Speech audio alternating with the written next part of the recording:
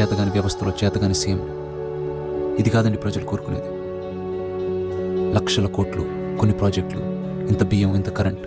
ఇది కాదండి. మార్పు కోరుకుంటున్నారు. వ్యవస్థలో మార్పు, విధానాల్లో మార్పు, రాజకీయాల్లో మార్పు. అలీ పద.